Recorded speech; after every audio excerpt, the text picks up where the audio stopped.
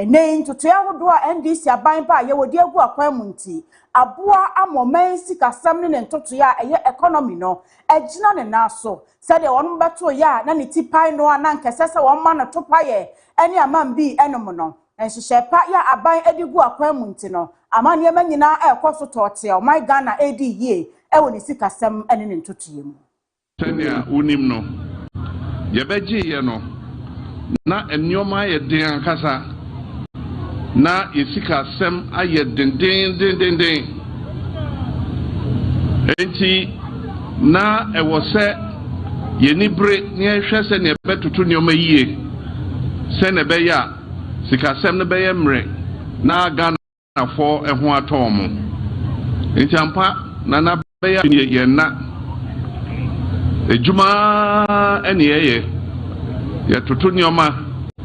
ye hwe sikasam so ya chichiri nyoma se ne be ya yense sika basa asa sika ni na ye de be hye empuntu jumam na nana me nije se mejina wenim akache o se ejuma ya ye afi metimi de mensa esimebo akase ampa Ghana yisikasem nyamiado eyeye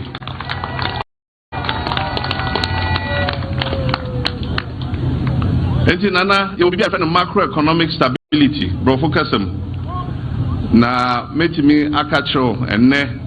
se Amampeni John Dramani Mahama kasafa economy huwie ye no ena wotre 24-hour economy model market ya one mo ye ewo doma hinkro ne ma ewom waso mo di pro station ebehye mafe Ghana fo ahwe ni mo ache se women bank no ebeba ehwa na one mo bebie nti manu a eton ne ma nyina je wo musika pa na wabowura ho edi sika no akoto enti efri sabra no ekro no hyehye ne ye adwuma se obi akodi dwa na wo ba fi akromfo beji ni sika no de enya de a ebi besibiem na yedwa se ye pia montena ye de asokobo foma mu behu ne drawing wo ho mu behu se na ye wia edwa no etie enti na de ba se ye de asobebo fom na yesi ya sha se ene doma hinkro dia na edwa bia ewo nyoma bebre ewom ye wo office aye krache form behwe edwa no so omo office ewo dwanum ye wo daycare center ye kindergarten nti ye maame mo ene obi a oye adwuma wo market no se wo wa bofra a wo pese omo hwe no so wo de no be call daycare center na kindergarten no na wo ton ade no na ono so sua ade ye wo baby a friend hospitality area eho ena restaurants baby a toto akoko onkoko nketenkete ye toto nam ne ade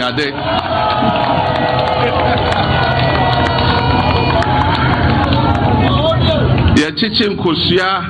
ye nwamu ene ade nti e kom de wa okotena ho a na air conditioning ball na eja utwa wenum afenso edwanum ye wo police station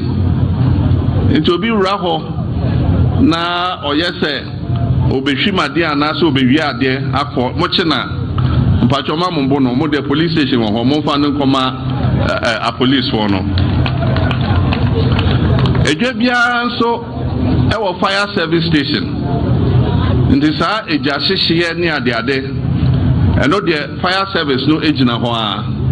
nti se BBC a enya afi ne ekọ frɛ fire service for ne aka sɛ o ye kɔ hwɛ nsu aba fire service no ejina ho a afi nso ye wo clinic wom nti se obia ente apo a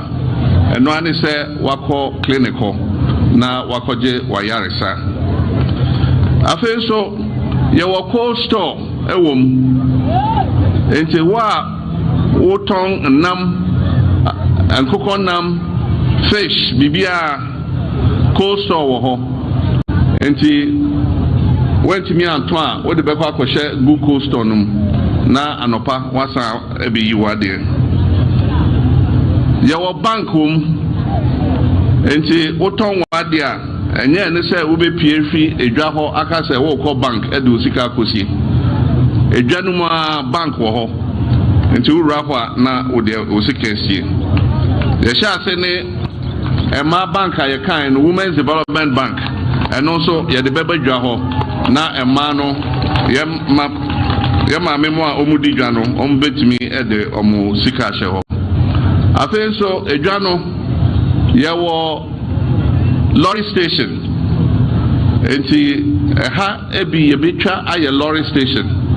Enti taxi for ni trotro for ni umo kwan so.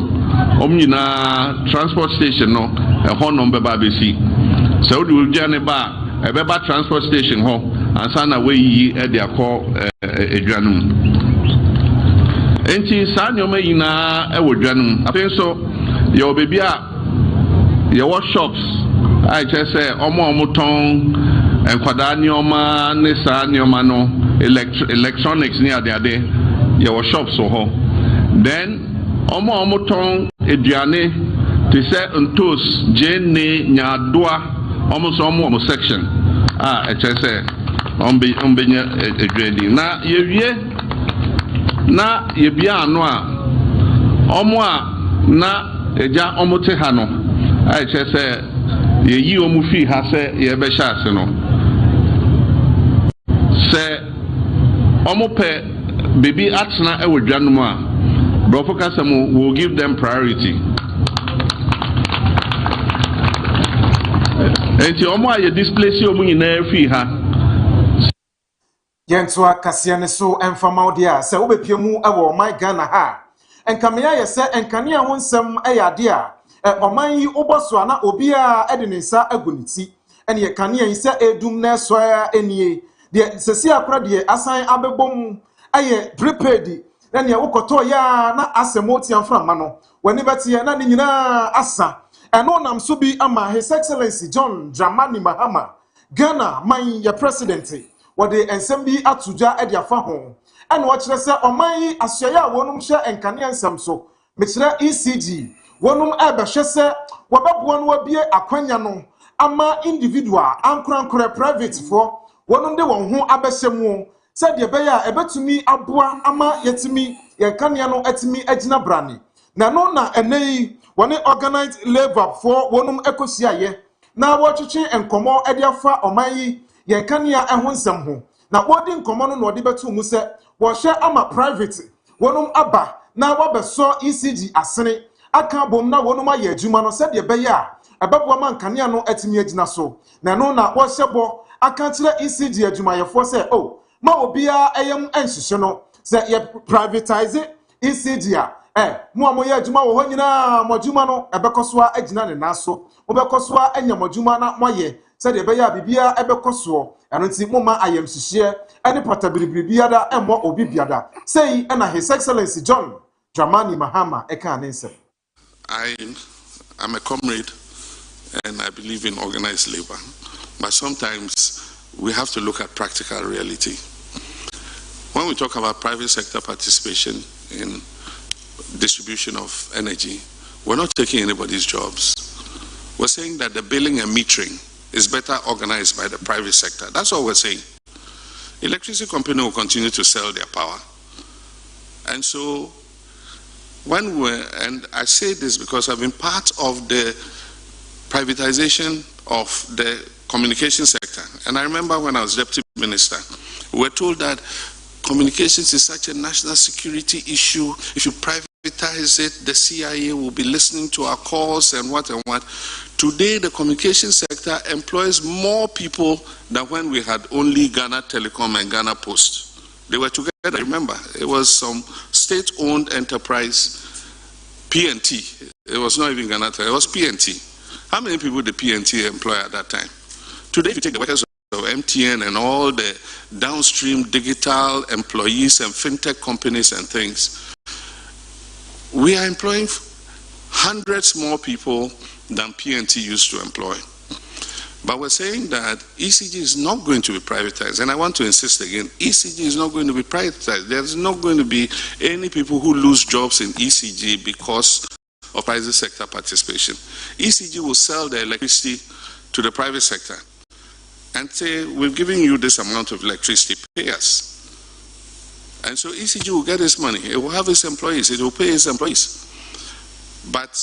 the private sector will be responsible for billing and metering.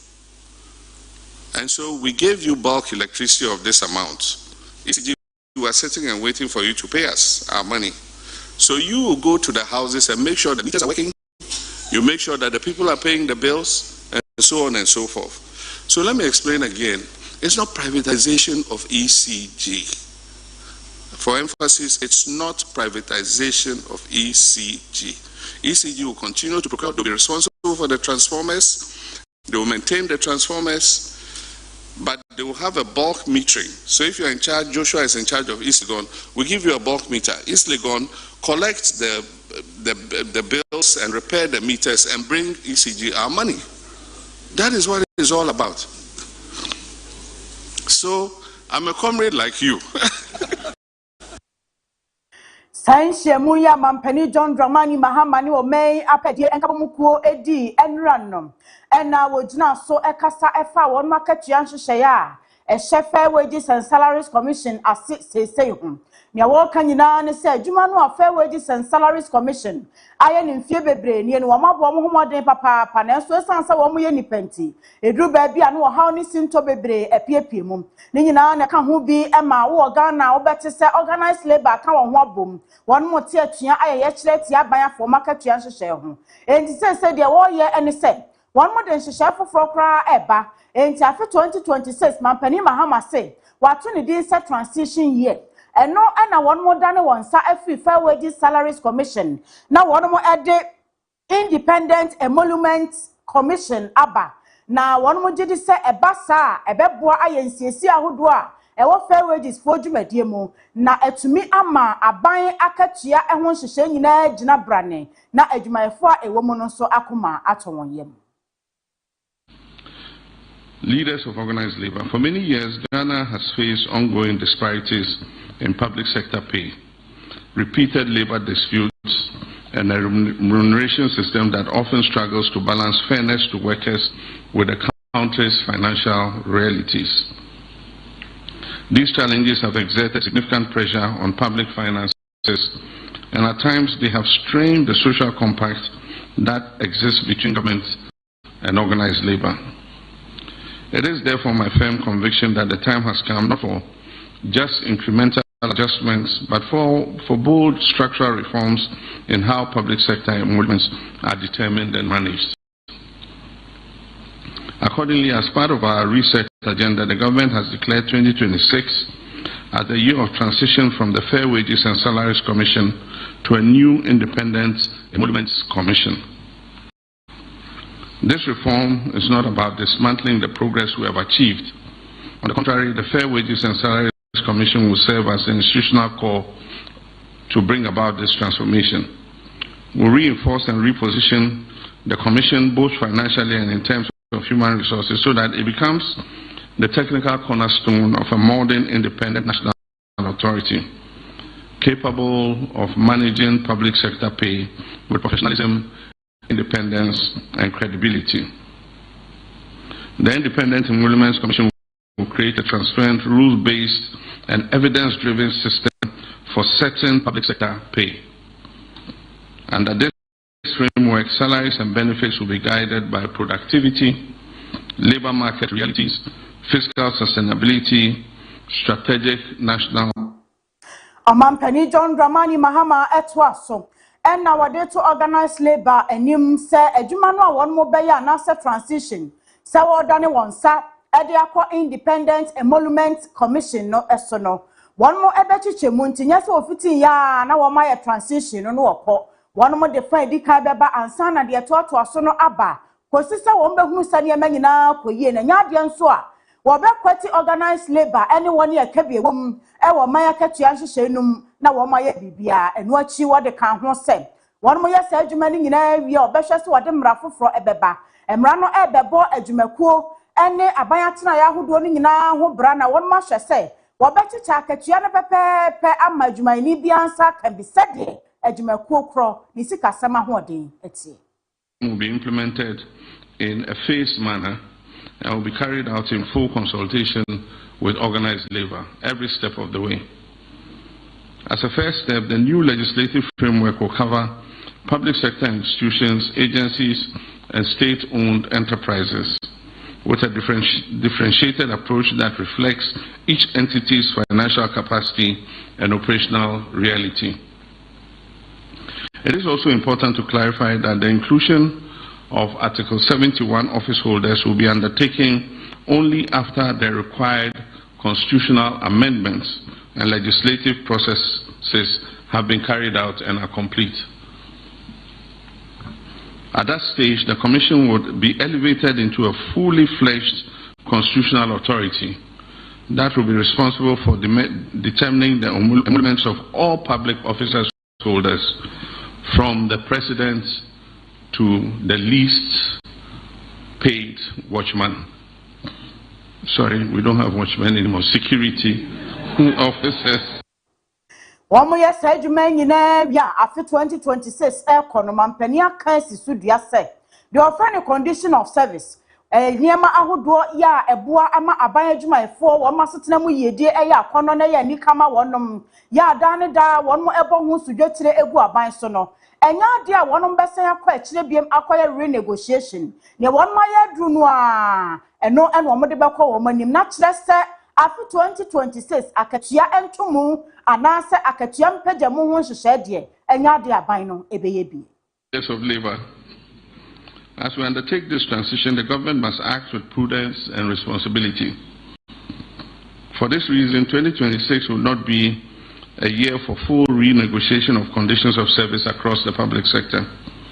Instead, the government will carry out targeted, modest adjustments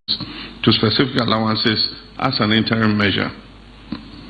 This approach is necessary to maintain macroeconomic stability, manage expectations responsibly, and create the space needed to build a credible and sustainable national emoluments framework. Let me be clear, this is not a withdrawal from engagement with labor. It is a strategic pause to address the structural foundations of our compensation system in the interest of everybody. In preparation for the new framework, the Independent Emoluments Commission will develop a comprehensive national emoluments policy. The policy will address 1. Pay disparities, harmonize allowances, strengthen performance-based compensation, align public sector pay with Ghana's long-term development and fiscal priorities. Yenswa kasiane so emaudia obepiemu awo my Ghana ha nanka meya yese krom hadie nanka ewiem sen enko nhia de yentan ti bi kura nanso eneyi ene obetie yesi wiem sen wei akote si ha wei so akohye ha ene eho ensensemu a eno enam so bi ama empo bosomi ya ye womu ya eda na etoso dunsia ene wokopiemu awo tema wiem sen ya wofre no Sky Arrow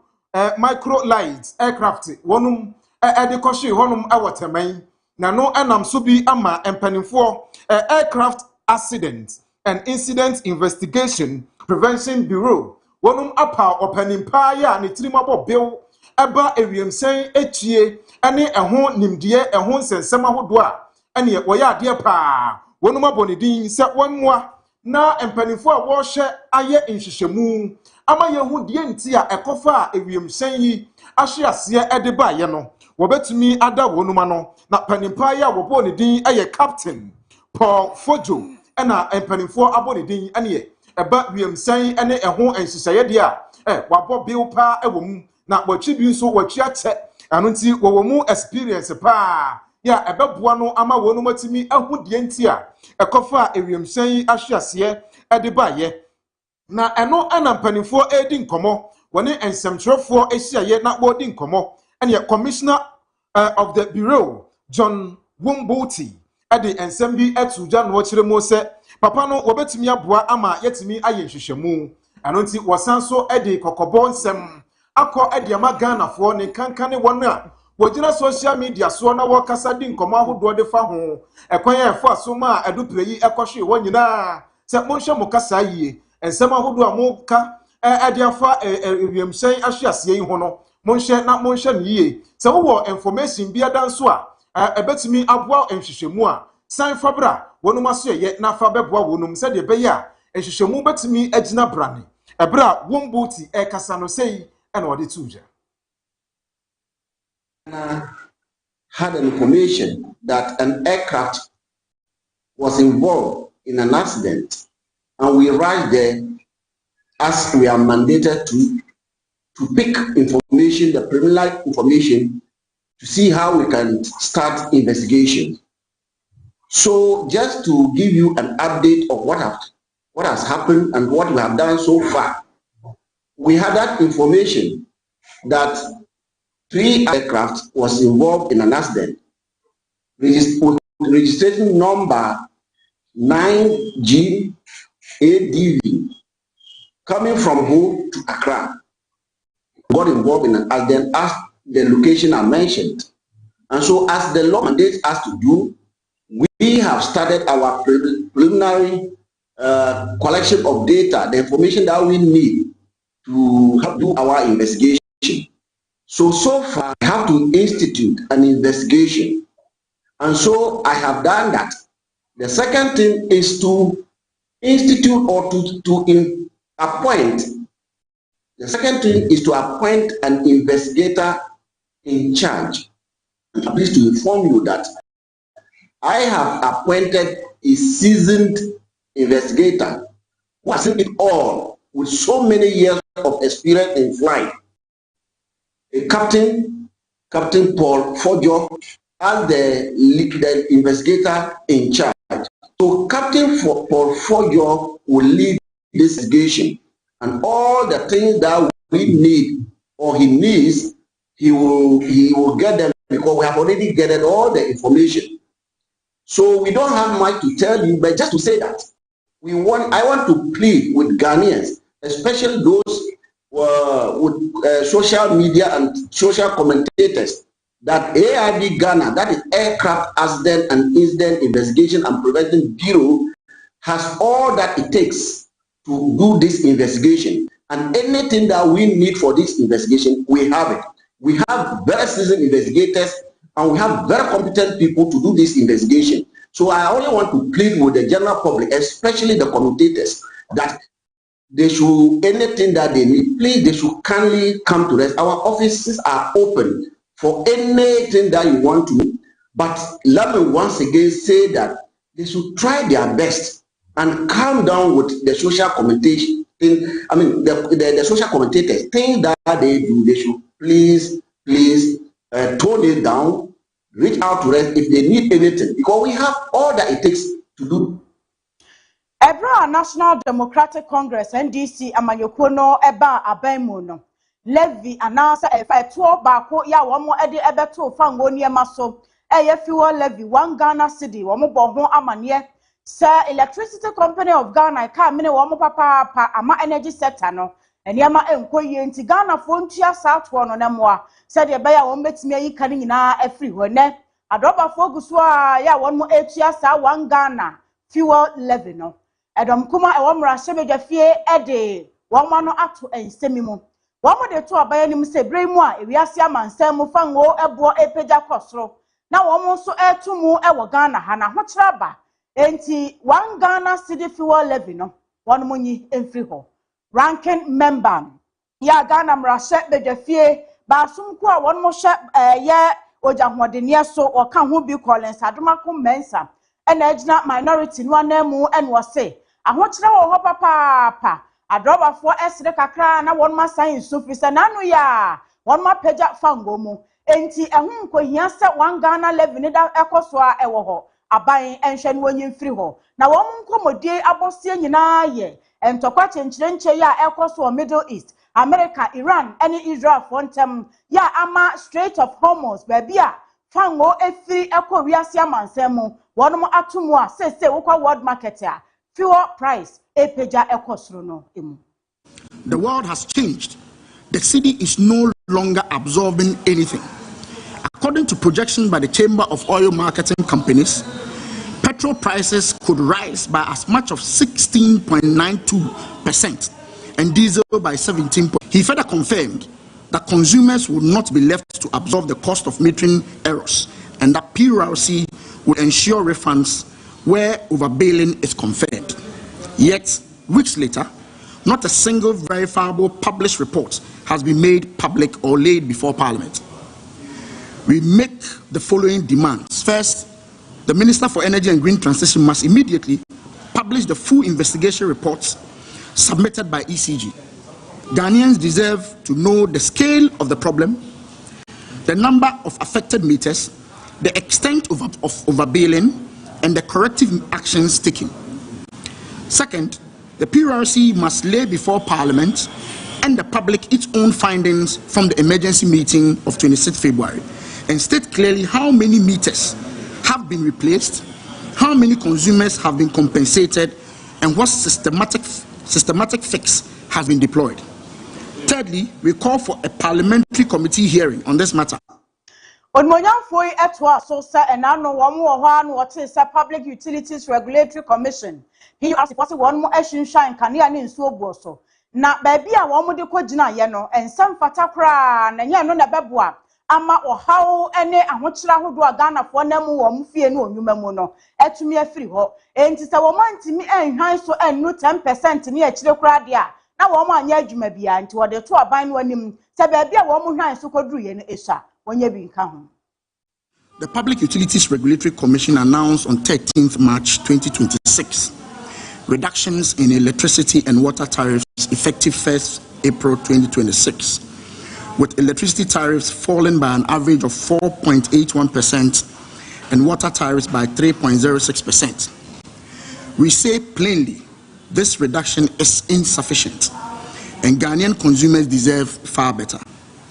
We have carefully reviewed PURC's own quarterly data for 2025. What those figures reveal is a consistent and systematic pattern of over-projection in both inflation and exchange rate assumptions. The warranted tariff reduction for the current period should have been, and I repeat, should have been no less than 10%. Our own analysis of the full year 2025 data concurs. The 4.81% reduction announced by the PURC does not reflect the actual economic conditions of 2025. It reflects a fraction of what consumers are genuinely owed. A 4.81% reduction against a 23% cumulative increase is not relief. Furthermore, we wish to place on record a critical point that this government has deliberately avoided. This reduction has come about while Ghana remains under the IMF program. This on Monyamfo Collins Adomako Mensa eye emrahye bedwam edom kuma wonu afa panipa be de akira wada committee ya wonu mo na hye ojanhodene so na wote se wode wo haw ya ewo minority fo no afa etu dwan we so na ye gina ne ahome kase so ya jenkrato abeto aso sisia.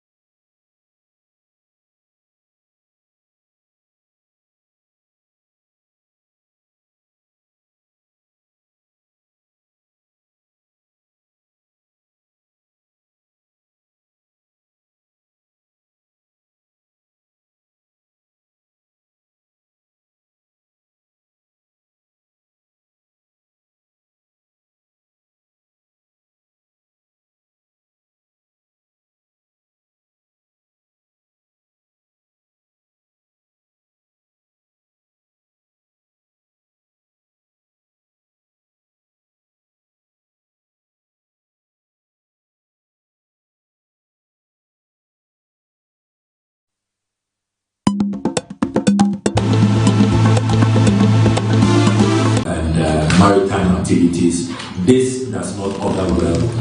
for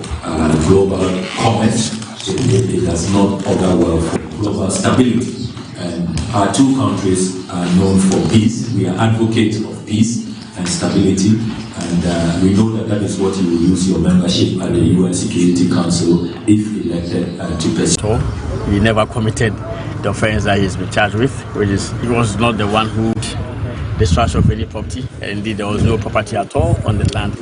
or there was no building on the land to be destroyed. There was no building at all. So, I mean, these matters that are quite strange. I see this development as very unhealthy for our judicial system. It brings the judiciary into dispute when you have such a person denied bail and be sent on remand for about 3 weeks to come back after the Easter holidays. They can only be able to punish a person unjustifiably because the matter has not even been gone to. And if you go into the matter, you see that clearly he cannot be guilty in court. You were not, and thankfully the presiding judge, not necessarily hard, but a little bit harsh. And I thought that it ought to be varied. It was varied at the Obrempong. We think that such conduct, apart from bringing the judiciary into dispute, is actually. Ora Tony Kofi say AJ church for the MPP amanyoko no e wa poye mantemu. Wakasa fa atemu no ho so wonde wo hunu ni say e ya tentere ne e na won monsa kan enti wagina wa wetu. He has not even been served, and even per the laws of the country, you cannot even give somebody 3 weeks remand. Looking at the case, so justice has been served, and I think is a good for the country. Na enebra ora Freddy Blay ekokot ne ho nsensem nti party achitafo agitwi ekobo dompem ya won mu nyina ekotai ora no achi Emma yete say ye former chairman ya chi no ewo asase issue ni yeso said ye do no na yete ye no na yese ye bo dinchi sebeta na chi nti ye ba ha no na ye former chairman nti na ye wo ha no nti ye stress omunfu Yenswa kasiane so enfama wodi a yede yani echiremu ewo Jacobu ewo Amasie Central empesua no eso na ukopiemu ewo Asante Mantamu a eho na Amasie South Central no wonum ewo na Jacobu Senior High School empanimfo ena de edesre eto aban anim na wosra aban seba infrastructure pa dia ene abo wonum se de junso abo akokɔ no ene eba se wall ya ebebo school no ho ban na ma asukufo no ho banbo atimi agina brane se de be ya kromafo entwimfa school nim na wona woye abonefo ewo mantamu honom so emowura school nim abra biara abonum epe no wonum sra ban ene wonu a eka bi ewom asukufo a wonum awiewie honom dada empanimfo sika wo wonsamu se womra no maye wonmoa na wontimi ento wo emfa ntwa school no ho nhia ene enioma ahodo pii adan ahodo pii ya abo wonum wo school mu hono empanimfo emra na womaye wonmoa ebra na Mr. Osei Okra wono ena woye headmaster edema school no wodi nkomo no sei ena wo kire ni nsem me da say that's take said your kind no koye oba ankasa bi nko wo be miensa ne de kika ho be man so aka obone bra ka ekon kan pa nanso suku yi enoma bi bre ne haye dani ho eya mane kese pa awe sai ka bit ma kwa dani ho a komusi 2012 stop ye na enede adru ena unique classrooms your classrooms was school anyina 28 pe school for 2188 enti na ma run a double stream and I say transitional track enti mesrese aban ne adomfo e ma hu ye mobo no messy classrooms bi maye then ya say schools bebre ho no akoso anya no ma enso mo na e koso yanso so ehia bi na aboa mankora yi anya asetena pa anya asumdue e de atwero mo nso bibia ensi won kan se nso beko akoye mpanifo amada akon kan enunti e besre se aban en medum yen meboa yen emetwa yen bi se ye mobo ankasa yenkura na aben omuni made kama na nso no man kitikiti wani wonma enipa no bokra be hu school na wasimi nkobiem no wajai na yebesra aban ene adumfo ene wono mu nsawo bia omo Jacobu kura dua mu no kase e bambo no eden PTA na afa nipa ba kwa kan ho oma eka mienu bia ya mu ya ho no omu nyina sabe akokrafo wo mu yarefo wo mu enti duru ba bia omu ntimi mbo ban se ne ese yemma akra duru ba bia headmaster ena duru ba bia ahomache anado ntimi eba around ya de enti hia more security men a omebo yenkora mu ban amaye si no create school for mo bia ba bia se ene de bia me ka tell me nkora no se nimdie enko ne ye ko enye physical fight ena aka se me na me ho odin me na metimi ball school we ka hwehwe me na metimi ye we etina sa a school for a omo afase be de entokwa me pra obi no ne ade no ehwo ni mfaso bia sabe wo pra no wo nua bi adamfo do no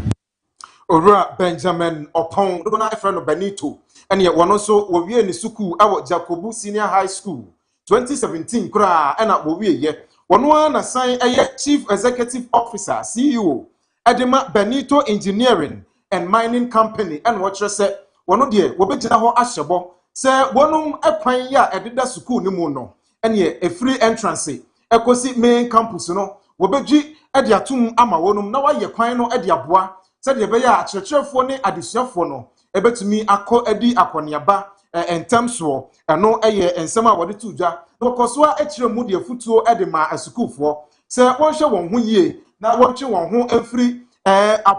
apodji a wonum edwie ewo ensohwe kyire mu no wonhwe na wonche won ho firi ho na wonyere won ho ensua de se de datsi bi wonso ebeba be yempanimpa ewo man Ghana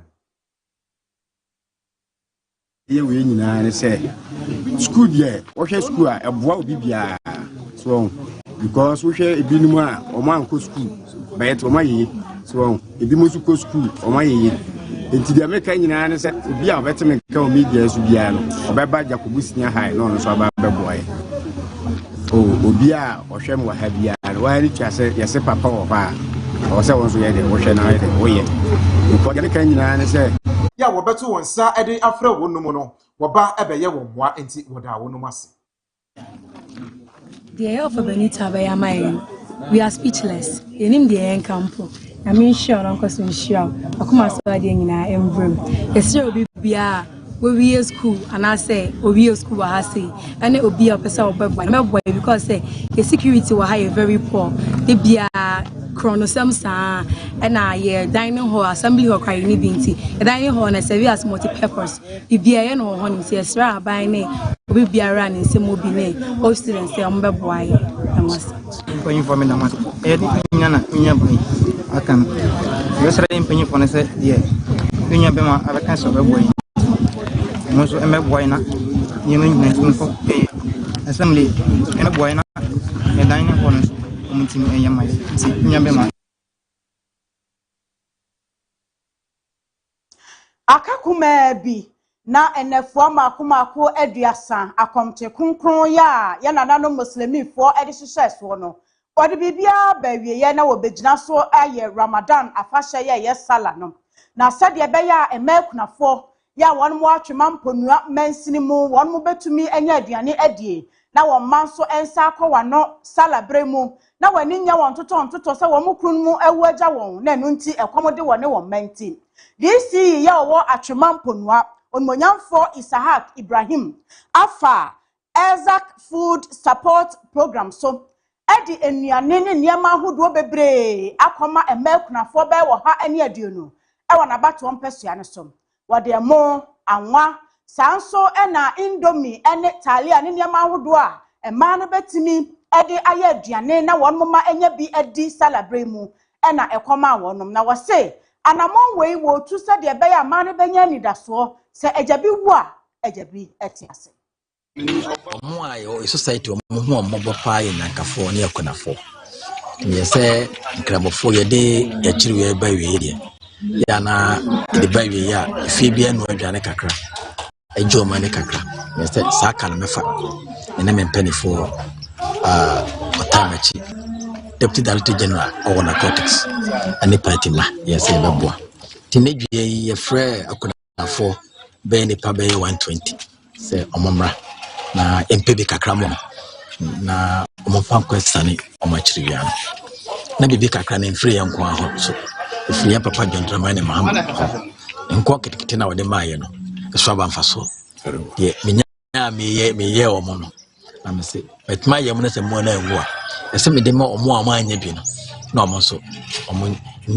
man of some faso. The winning, but if the true pioneer and age ye.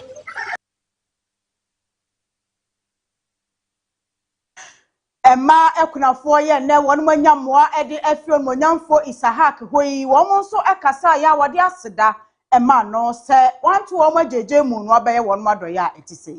so ade fefa wa ya ma ese yempa ibo a ibo ye de ta na chi afia dunia ya akwankyena e wo se won so wo ye bibi ma ye me ye so ye hu se empa ya ibo ma no no